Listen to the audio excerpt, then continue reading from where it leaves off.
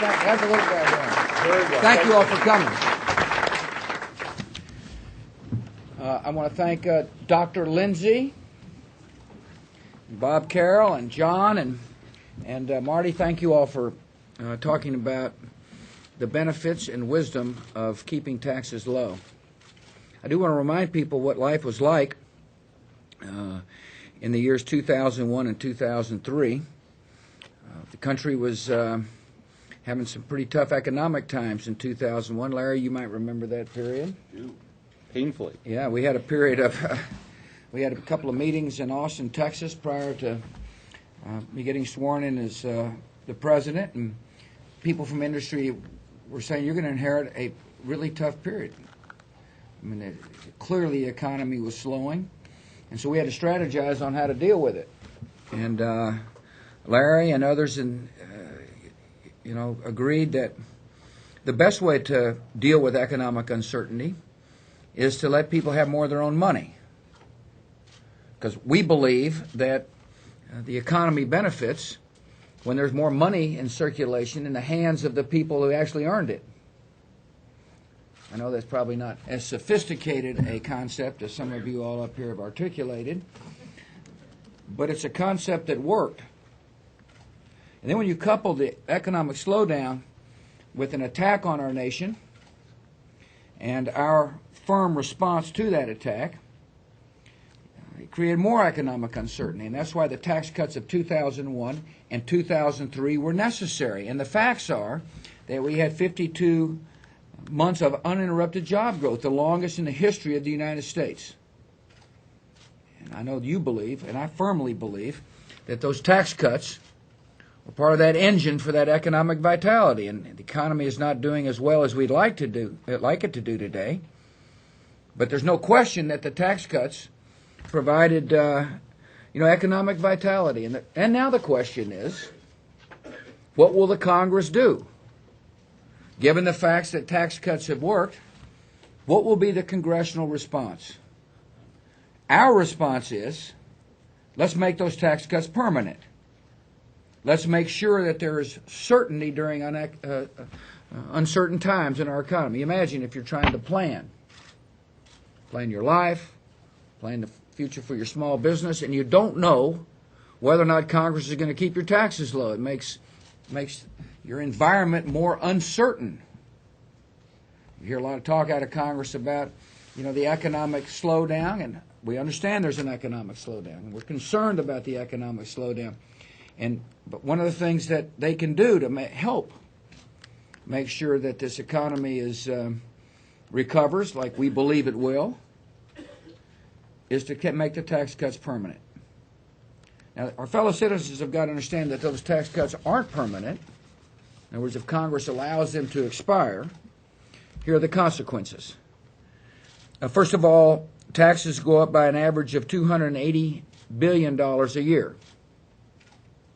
And I promise you there's going to be $280 billion expansion of government to couple those tax increases. And the fundamental question is, who would you rather have spending your money? You or, the Congress? I would strongly suggest the answer is you. A family of four with $50,000 in income will pay $2,155 more in taxes. That may not sound like a lot to folks who are throwing around a lot of big numbers in Washington. It means a lot if you're trying to save for your family. It means a lot if you're worried about gasoline prices. It means a lot if you're a hard-working, American family. That's a lot of money. If you're a family of four with a $60,000 income, you'll pay $1,900 more in taxes. Overall, 43 million families with children will face a tax increase of $2,323 on average. Our philosophy is not only does the economy benefit when taxes are low, we believe American families benefit when they have more money to spend. And it's that collective wisdom of individual Americans that really define the course for our country. And there it really is talks about the philosophical divide we face. Who is more wise? The Congress or the individual? We trust the individual. We trust that individual to make the proper decisions for their family. Now, people say there's got to be basic services out of government. Absolutely. We got plenty of money in Washington. What we need is more priority. People got to set the priorities. Government can't try to be all things to all people. Government has got to also understand that when someone's working hard, the more money they have in their pocket, the better off the country is. I want to talk about small businesses. 70% of new jobs are created by small businesses. It's really an important part of the American economic scene. As a matter of fact, it's an important part of a hopeful America. Isn't it wonderful to have a country where people can come and have a dream and work hard and own their own business? And so that's why throughout this administration we've been promoting the ownership society. I love it when I meet owners of a business. Many of them happen to be formed, around a kitchen table.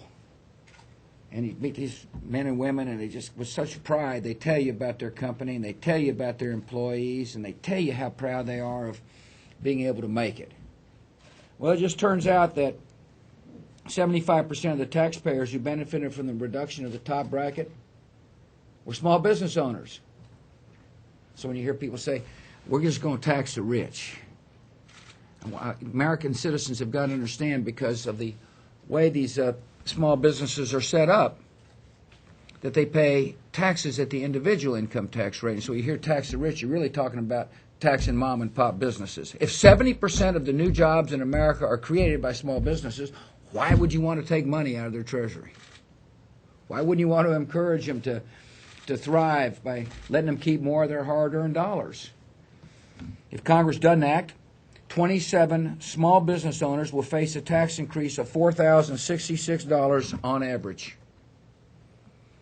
There was that $4,000 on average for the small businesses won't be available for investment, won't be available for programs that help their employees, will make it harder for them to compete. And so I want to thank you all for your steadfast support of the American people and the American small business owner by working to keep taxes low. Today, the Senate is debating a bill called the Warner-Lieberman bill, which would impose roughly $6 trillion of new costs on the American economy. There's a much better way to address the environment than imposing these costs on the job creators, which will ultimately have to be borne by American consumers. And I urge the Congress to be very careful about running up enormous costs for future generations of Americans. We'll work with the Congress, but the idea of a huge spending bill fueled by taxes increases isn't the right way to proceed. And the right way for Congress to proceed on taxes in general is to send a clear message that these tax relief we pass need to be made permanent. Thank you for your interest. Thank you for your concern about our fellow citizens. God bless you.